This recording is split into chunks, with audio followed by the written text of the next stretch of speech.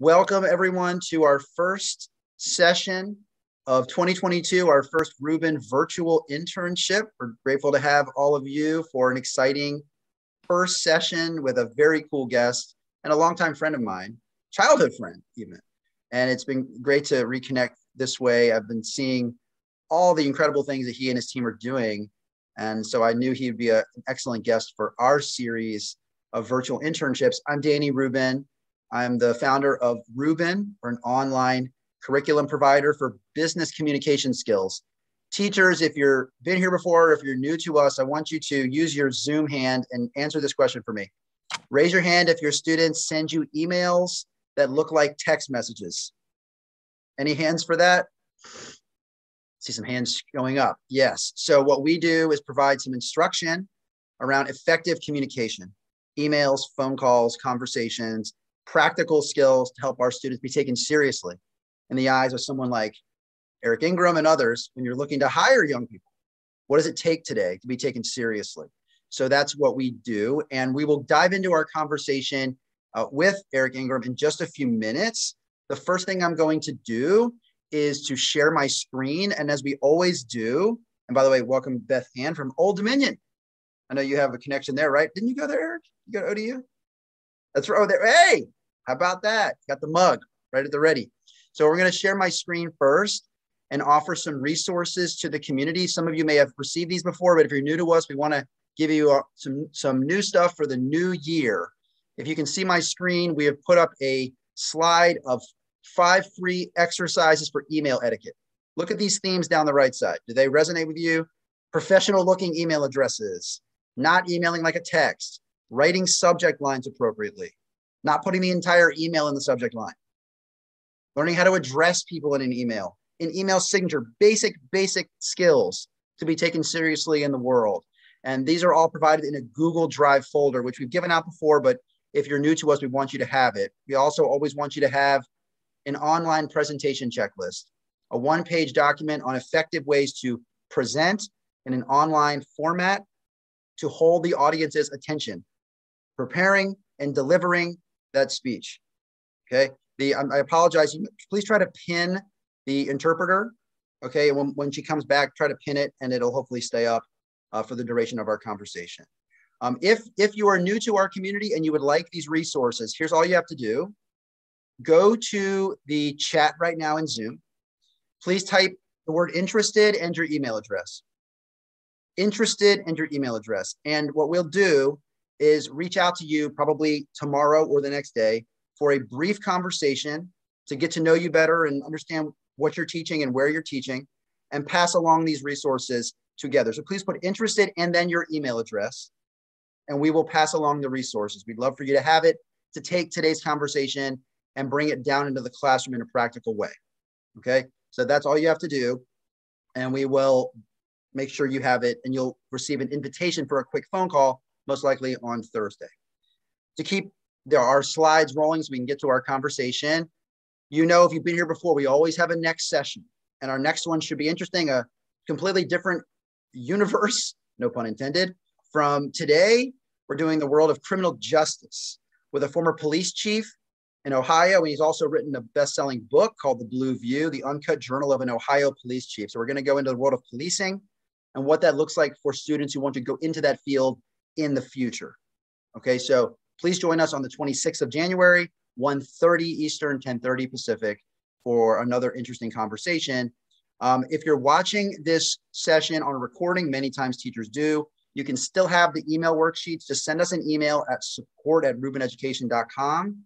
We'll give it to you that way. And finally, everyone who's here today with us will be receiving a certificate for attending, and we will send you the certificate on Thursday morning in your email. So look out for that tomorrow morning, and we will make sure that we give you that certificate. Okay, so we are bringing our interpreter back. I apologize again. Please try to pin her so that if we do a screen share, which we'll share one more time in a minute, that you don't lose her. It's the best I can say. Or we can communicate offline for the future sessions to make sure this doesn't happen for your Zoom. But let me bring in our special guest now, Mr. Eric Ingram. You can flip on your mic and introduce yourself to everybody. Give us your your bio, kind of a quick journey to where you are today and the work you're doing with your own company. Gotcha. Thank you for having me here today, and definitely can vouch for sending good emails is important, especially as many emails as I get in a day, like brevity and succinctness, super important. So I don't want to dive down that too much right now, but my background is kind of all over the place. I'm a big space nerd and have always wanted to do something space related my entire life. Took as many science and technology classes as I could in high school. In college, went to Old Dominion for undergrad, majored in physics, and I did as much space related things as I could do there. Got involved in an organization called Students for the Exploration and Development of Space, which is an amazing networking tool. Went to grad school and almost finished a master's in electrical engineering at the University of Houston. Then worked at a startup called Deep Space Industries right out of college that was an asteroid mining company where I learned a lot of interesting things, notably about, making a company when there's a market for it. And then worked in the nonprofit sector, both in and out of the space industry a little bit. Then worked for the government doing licensing and regulating of the launch and reentry industry, and founded my company, Scout, in early 2019. We are a company developing sensors and systems to make spacecraft more aware of their surroundings and to develop services related to space traffic management, meaning observing all of the objects and spacecraft in space so that we can better track and monitor things, especially as the population in orbit is going up very rapidly. I'm also involved in an organization called Astro Access, which is working to make space travel more accessible to everyone. So I have a physical disability, I use a wheelchair, and being able to go to space is a really big factor to me, and not necessarily qualifying to be a NASA astronaut has kind of always ruffled my feathers a bit. So figuring out ways that we can best make space travel accessible to everyone, be it physical disability, vision, hearing loss, deafness, other disabilities, we're working towards from that perspective. And I'm also on the board of directors for an organization called Space Frontier Foundation that is an advocacy organization for expanding the space exploration and industry and market that ways via various activities. So, wow, wearing a lot of hats, doing a lot of innovative too work, many hats. and we're going to have probably too many, right? How many more hats can you fit on your head? So we're going to get into different things that you said. First of all, I want to jump back to one thing you said at the beginning about that student organization. Tell us again about that. And I want Mac, if you can, please share that link with the teachers so students could even take steps today to get involved in this type of work. Tell me again the name of that URL and what it is. Thanks, Mac. Absolutely. So the organization is called Students for the Exploration and Development of Space. They were originally just a college-based organization, but in the last few years, they opened up chapters for high schools and things in that age group. And it is a very good networking tool for getting involved in the space industry. They host a great conference every year where they bring in speakers from around the industry, and you can get direct access to leaders in the rocketry side, into spacecraft, space habitats, policy work, everything like that. And that's really how I built up my network in the industry before I even left college. So that job I mentioned right out of grad school working for the Asteroid mining company was based on the connections I built up from the SEDS network and the networking I was able to do through that organization. So I cannot speak highly enough about SEDS and the capabilities and opportunities you have through that organization. Thank you. And Zachary had asked about the name of the organization. We put it in the chat a little bit above seds.org. So we really want students to come away with practical, hands-on next steps out of our conversations. And that's a really good one. So I wanted to make sure that we jump back to that. I know for those who need our sign language interpreter, there's some issues with screen share. Allow us for just 30 seconds to do one more share, and then we'll leave it off for the remainder of the conversation. But I want to show for the group what we did to prepare for this conversation is we did our research. How many of you have been to our session before? You always see us doing research about our guests so that we can prove that we did our homework before we show up in the room. And that's just as important for doing interviews and knowing about the company. So what we did is we visited the Scout website, okay, and looked around at the services, and we'll talk about that. Okay, so we went to the site and tried to understand better what's going on, what are they providing, what services to their customers. And we also went through and I read the article that features Eric about taking people with disabilities into outer space, which is just a fascinating conversation. He's right there. New York Times, first line, boom. That must have been a thrill, got to think, for you and your family to see. I mean, man, that's it was pretty surreal. I bet. So let me come out of that so we can leave our screen up. But let's first talk about some of the, and by the way, before I forget, as I'm asking Eric about his company, please start to put your own questions in the Q&A area along the bottom of Zoom, okay? Put your own questions, and we will start to field your questions in just a moment. As you write your question, please put your name and your school so we can give you proper credit for your question. So start putting your questions, and we will work through those in a moment. Eric, tell us about Scout and some of the core services and the ones that are in the most demand right now. Yeah, so again, as I kind of mentioned, space is already very crowded, space being, you know, the stuff above the sky there. And the number of spacecraft in orbit is expected to increase 40x in the next decade. There will be more spacecraft launched in the next 2 to 3 years than have been launched in the previous entirety of humanity.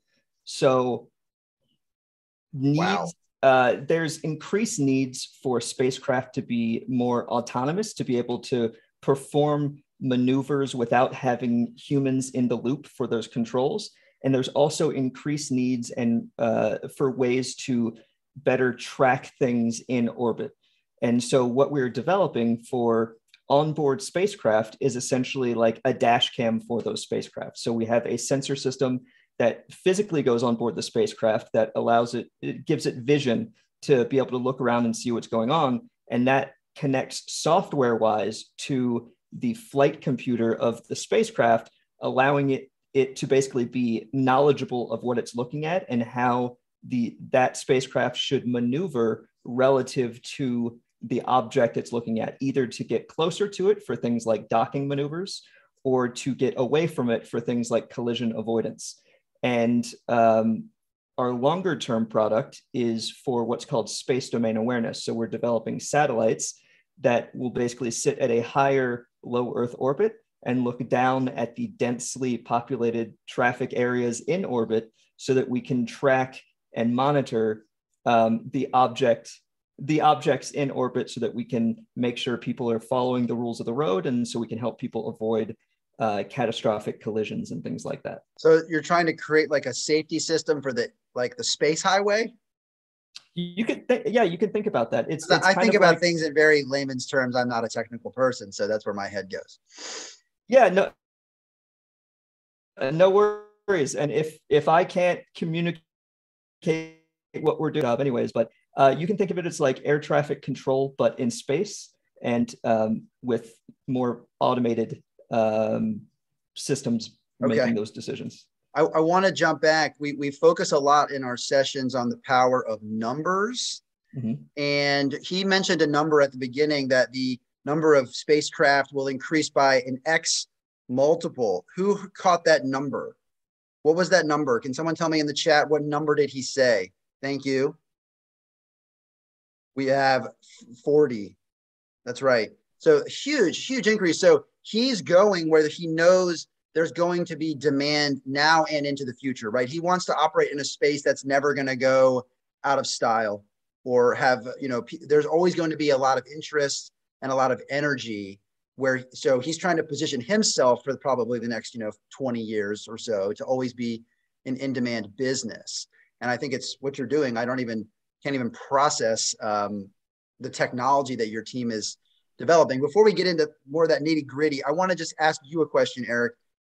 Coming into this conversation, reading the New York Times piece, reading your website, understanding your background as best that I could with my own, liberal arts brain, what does it say to you that for someone to take the time to know about your business before they meet with you, like for an interview or whatever the conversation? What does it mean that someone does their homework? It's important. Base level knowledge about who you're talking to can not only better inform your conversation, but can also help you avoid things not to say. And this happens not just for interviews and things like that, but we've been on sales calls with other companies trying to sell their products to us where they haven't done their diligence on what products we actually have and what we're doing as a company. And so we've had awkward exchanges where they're trying to sell us something we don't need because it's not even a segment of the market we touch. So it's a problem that happens, all the way from entry level, intern interviews, all the way up to business negotiations and things like that. Just taking that 5 minutes to kind of look into who you're talking to, what they do, can really benefit you in a lot of ways. Thank you. Thank you for that. We always want to underscore that in our conversations, the importance of research, even just like you said, 5 minutes. Let's go back because there's a question here from Debbie and her students. She said, "What's it like to be in a rocket and launch?" Now, when you did this for the piece that was in the Times, what was that experience? How did they get you to a zero gravity environment or an environment like to simulate space? Like, take us through what happened and how you ended up floating around. Gotcha. Well, Mission Astro Access is an amazing organization. I tell all of you to check it out, astroaccess.org. I can put it into the chat later. Yeah. But I wasn't on a rocket. I was actually on an airplane. It goes up to a high altitude and it does what's called parabolas. And so as it reaches the top of the parabolic maneuver, it then dives down. And in that diving down portion, you basically negate gravity because you're accelerating at the same speed of gravity. And so it creates the sensation of microgravity inside the airplane. And so each of those microgravity portions lasts about 25 to 30 seconds. So we did 15 parabolas and got, something like 7 minutes worth of weightlessness. And in that event, we were testing ways that we could make space travel easier for people with for people with disabilities. I specifically was in the mobility impairment group or physically disabled group. We were looking at ways that we can better navigate and move around in microgravity, in ways that we can stay still in microgravity and not move around, which is important. And then ways we can safely get back to our seats at the conclusion of the microgravity portion. The blind low vision group was working on being able to understand where they were inside the cabin. So they were working on things like sound beacons and different tactile, different textures on the walls to be able to navigate. And then the deaf hard of hearing group was working on things like light beacons to communicate what part of the flight they're in. And they were investigating how ASL works, like for instance, if you're upside down relative to the other person, making sure that you can establish baseline communications and things like that. So a lot of great preliminary research, and we're looking to do many more flights in the future. Wow. To me, this feels like the future of everything. It's inclusiveness, right? It's opportunity for all, and it's space. It seems like just all the right stuff, like all packaged up into like one experience. To me, like what was going on inside that plane was just all the right things for the future of humanity, truly. So, wow, that is fascinating. And again, if you have questions about that experience or other aspects of Eric's career and his business, which we'll talk about too, please put your questions in the Q&A because we want to ask your questions. And I want to ask a question that Kalisha from, guess what, from Old Dominion asked, okay.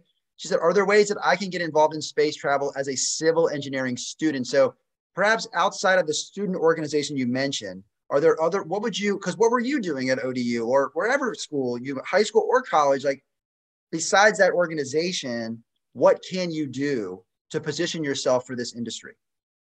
So what I did is yeah, I was very kind of self-directed. When I was at ODU, there wasn't much as way of space exploration or space industry stuff, which was really unfortunate. And I did everything I could to encourage more of that, but didn't quite happen while I was there. So I majored in physics because let's just say me and the engineering department didn't get along so well. So I majored in physics, and I found research as close to space related as possible. So I did research on light detection and ranging, or LiDAR systems that were actually used for oceanography purposes, but could be applicable to space. So that's how I connected those dots in my head. And I would think of looking for projects that you can do that might be related to that. So civil engineering, I'm not sure what sector of civil engineering you're working on, but there's a lot of activity going on now relative to space habitats, relative to lunar and Martian habitats. So building infrastructure on those planetary bodies that are not Earth. And there's also things on Earth. So developing systems to better train astronauts, to better develop other technologies. So again, not knowing what specific part of civil engineering you're in, I would say there's probably something space related you can work on. And it's really just about doing research to see what dots you can connect and how you can best get from A to B and find the path that's best for you.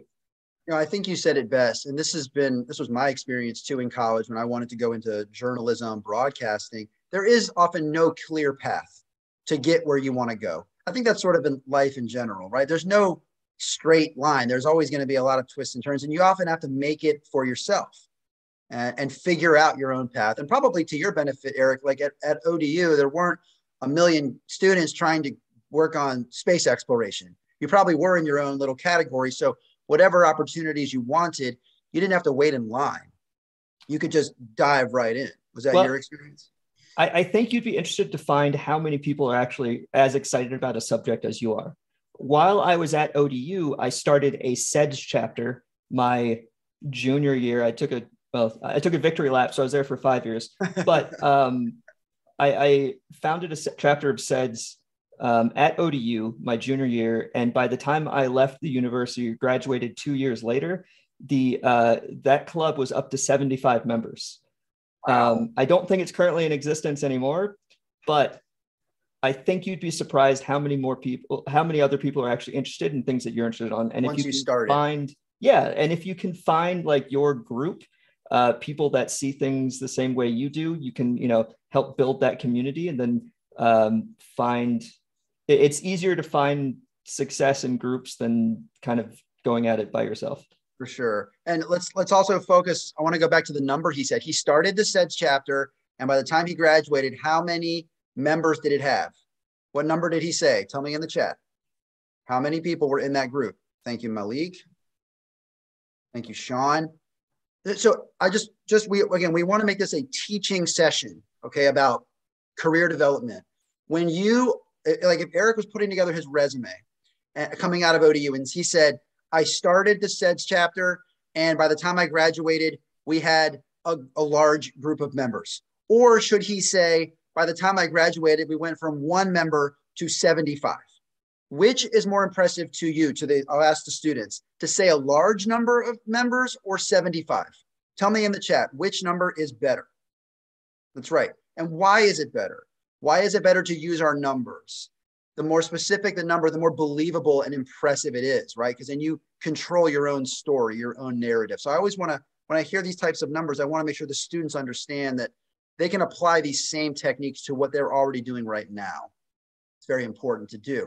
So I'm going to ask a question to Eric now. Take us inside your company, inside Scout. Who works there? The technology you're describing, how do you make it? Like without giving away any trade secrets, right? What is going on? To my brain, it seems completely overcomplicated and far away. So help us understand what it looks like every day and how you're bringing products to market. Yeah, it is complicated is the short answer. We are still a fully remote team thanks to COVID.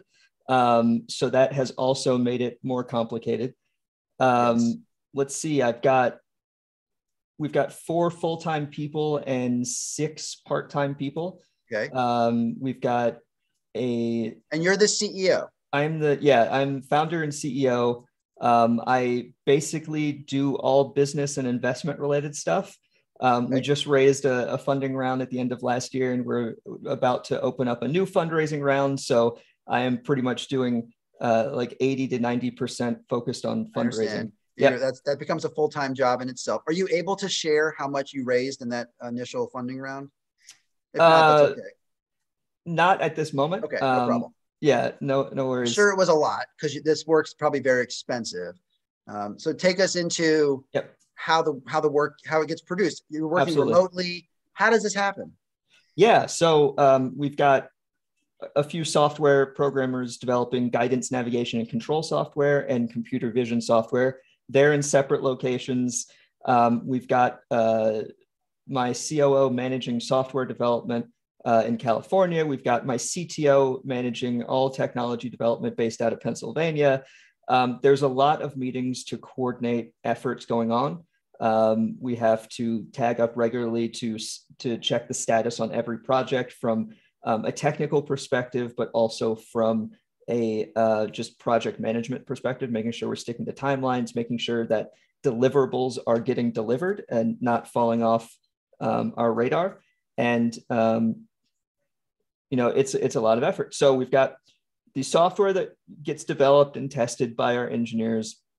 It gets passed off to our CTO and my COO, who. What does CTO stand for? That is a great question. That is a Chief Technology Officer. Thank you. Yeah, and Chief Operating Officer, who also has a background in software engineering, which is why he's he's guiding software development. So it's a little bit confusing. But we do the physical construction of our payloads and putting all the pieces together in California. And then we ship those off to vendors who do environmental testing to make sure they are qualified to fly in space. And then we deliver those payloads to our customers and do on-site testing with them and guidance to help them install it on their spacecraft. So that was my next question. To whatever degree you're allowed to share, like, who is a customer, right? And what are they doing with this technology? Take us through from you talked about the creation and the team project management. Take us to the end result, which is deploying it for a customer. What does that look like? Exactly. So our initial customer base is actually with a sector of the industry called satellite servicing. So those are companies that have developed to work on other satellites, to repair them, to move them, to refuel them, to manipulate them, all sorts of things that involve interacting with other spacecraft that are already in space. And what our systems do, our scout vision systems, is what they're called, allow those spacecraft to be able to see the other spacecraft that they are working on or preparing to work on, and allow them to accurately navigate and maneuver relative to their customer's spacecraft. And so the initial interest and initial customer base is with those satellite servicers. And so we announced a deal with a company called Momentous, who is a space tug company, so a orbital transport vehicle company. They move spacecraft from one place to another. And we signed a contract with them recently to supply them with vision systems. And we're working with another company who is a refueling company. So their job is refueling other spacecraft. And so we have flown a payload to space with them back in June of 2021. So wow. So it sounds to me like you're trying to develop a niche or a specialty in the industry so that companies will use you for a certain set of skills or services, and you become known and develop a reputation around a certain set of services. Is that correct?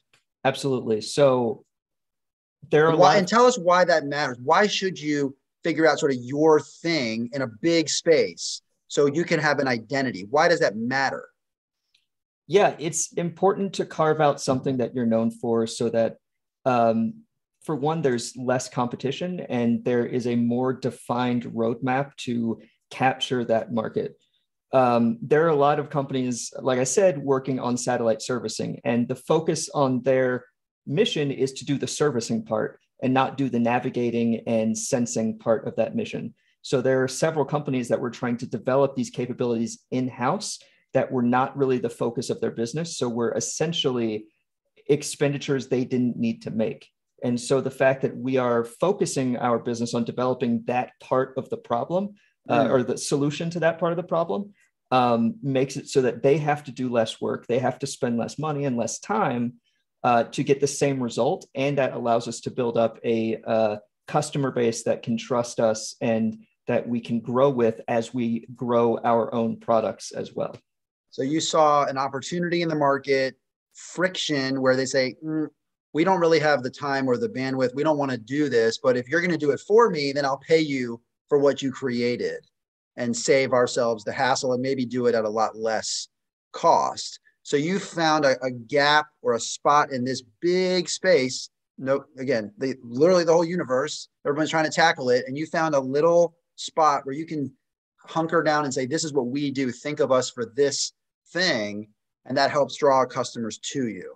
Exactly. And also it gives us an avenue to expand our product base as well. So directly from this initial product that we have now, there's a direct line to the additional capabilities and services that I mentioned before with space domain awareness and large area observations. Does everyone understand what we just talked about? Raise your hand if you understand the importance of finding a specialty, becoming known for something, right? And then the customers, the market, the industry starts to know you for this particular service, as opposed to a million different services where you become hard to pin down, well, what exactly do they do? In every industry, there's an opportunity to find that little crack or spot in the market that hasn't been filled yet, a problem that has yet to be solved. And that's what Eric and his team are doing. Again, I want to encourage you. We have about 5 or 6 minutes left in this Q&A. Please put your questions. We usually have so many questions to pick through. And I find this whole world that he's in fascinating because it's something that I don't experience day to day.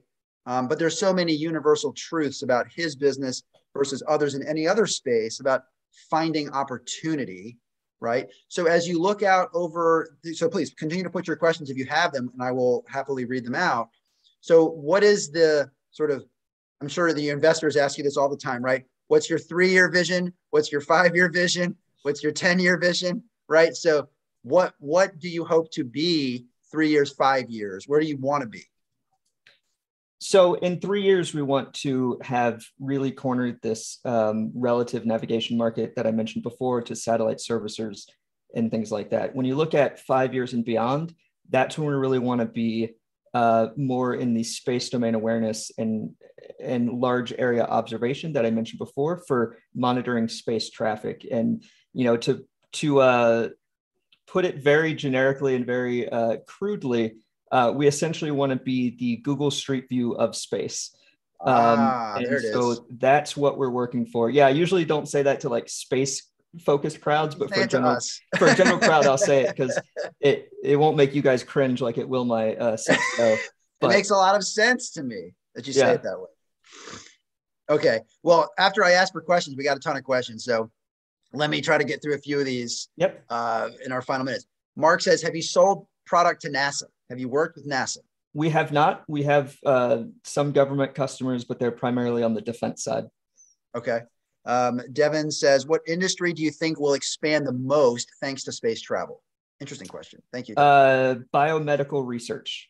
If you look at the International Space Station, they do a ton of research relative to things like cancer and organ printing and things like that, that you can't do in the gravity well of Earth. And so there's a lot of amazing research that gets done for biomedical related things and for diseases that I don't think gets talked about enough, that will probably grow more rapidly once we have commercial space stations doing additional research.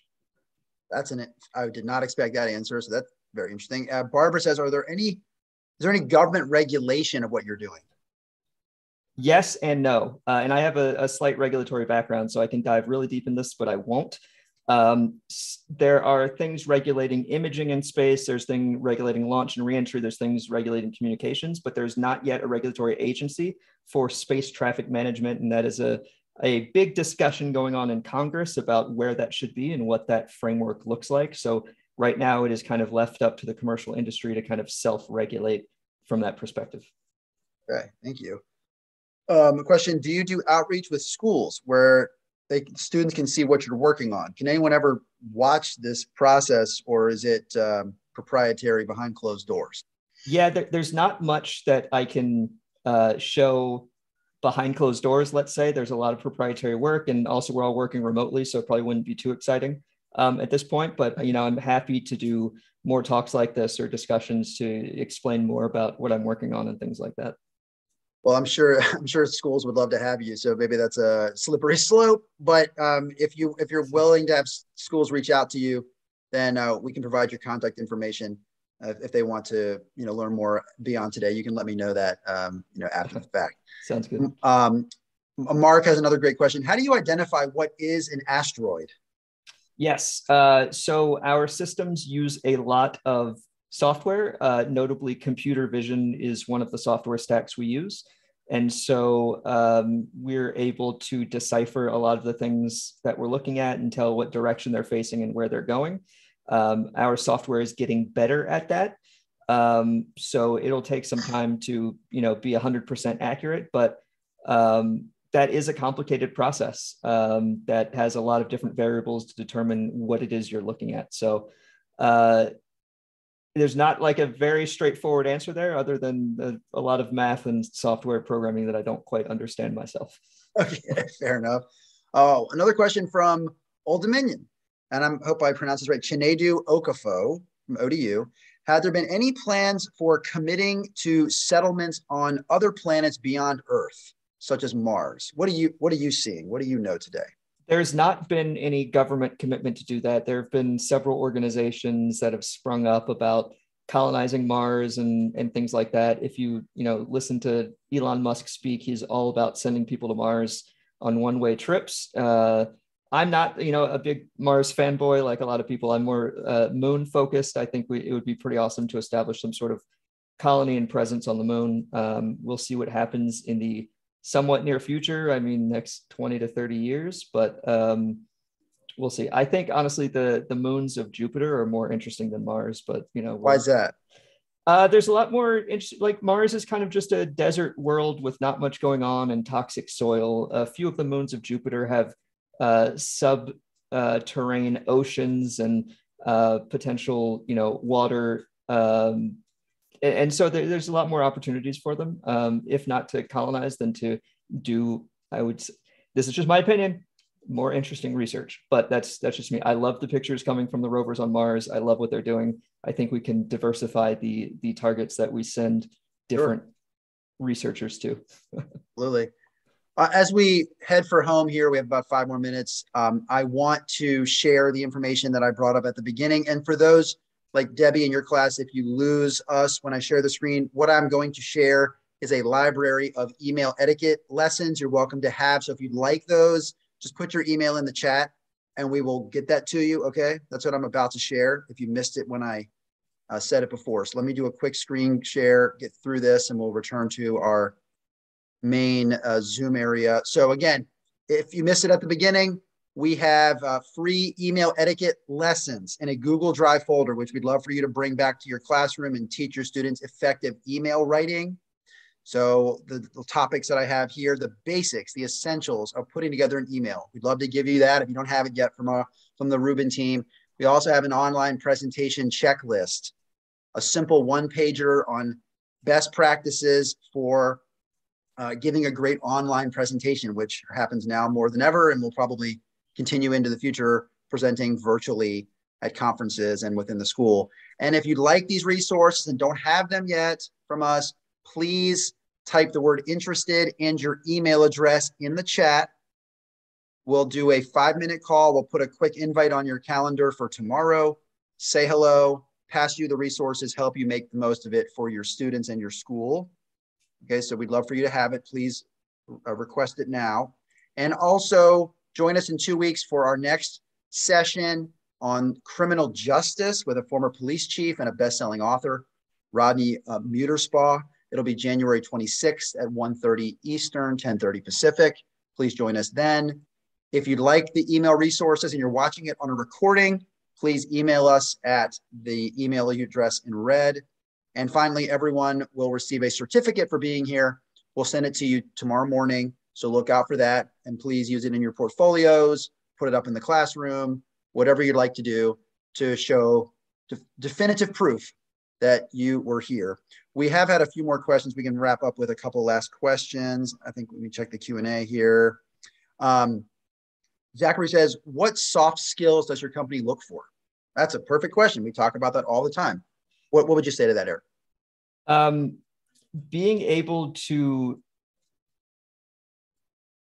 see, as I'm messing up what I'm going to say, being able to very eloquently explain your thought processes and communicate your experiences and opinions on things. Like communication is really key, written and verbal, but that helps teams work better together. It helps you do your work better. It helps move things along. Obviously, be an expert in your field for whatever it is that thing is, but being able to communicate it is almost just as important as being able to do it, because we have to be a team, we have to be collaborative, and if you can do something but can't communicate what it is you're doing, that is problematic. And just like a total other aside I would throw in just for everyone is you don't have to be an engineer to be in the space industry. That is a huge misconception. There are many jobs that are not engineering related that we actually have a shortfall in filling. There's so many open jobs in the space industry, engineering and non-engineering related, business, arts, communications, legal, everything like that. So I would say no matter what your background is, if you're interested in the space industry, there's probably a job available for you in the space industry. So thank you for saying that. I think we always want to stress that you don't have to just be an engineer to work in, like any industry has all those roles to make it all move. One final question from an anonymous person, but if it's you, please let us know. How long do you expect it'll take for the public at large, including those with disabilities, to use your services and to, like, the things you're testing up, in the plane? When would some of these become real?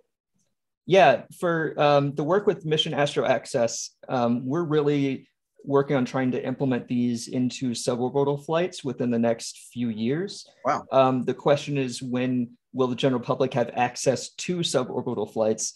The cost per ticket right now is in the hundreds of thousands. I think if you look forward, a decade or so, prices will come down substantially, and then it will be more like an expensive vacation to go on one of these trips, at least suborbital, which is the short one hops. But that's my estimate for that. I would say 10 years before it is, reachable for like the middle class as sort of a splurge, let's say. Okay. That makes sense. It takes a lot of time to do these type of advancements. I think we all can appreciate that. All right. Well, we're just about at 1:15 Eastern, and we will wrap. Can we just have a show of Zoom hands to thank our guests for such an interesting conversation, way outside of my world and probably many of ours. And I hope we all learned something interesting today. And I do think you do a good job of explaining it to all of us who are not in it every day. The Google Street View to me just made it all clear in my head. And I recognize you can't say that in certain circles, but with us, it's all good. So thank you, Eric, for your time. We appreciate all of you being here as well. And we hope to see you for criminal justice conversation in a couple of weeks. Until then, I know we're all in a tough spot right now in America. Let's just do our best to stay healthy the rest of this month. And we'll see you on the 26th. Hopefully things are a little bit better, and we'll go into another great virtual internship. So thank you and have a great rest of your day.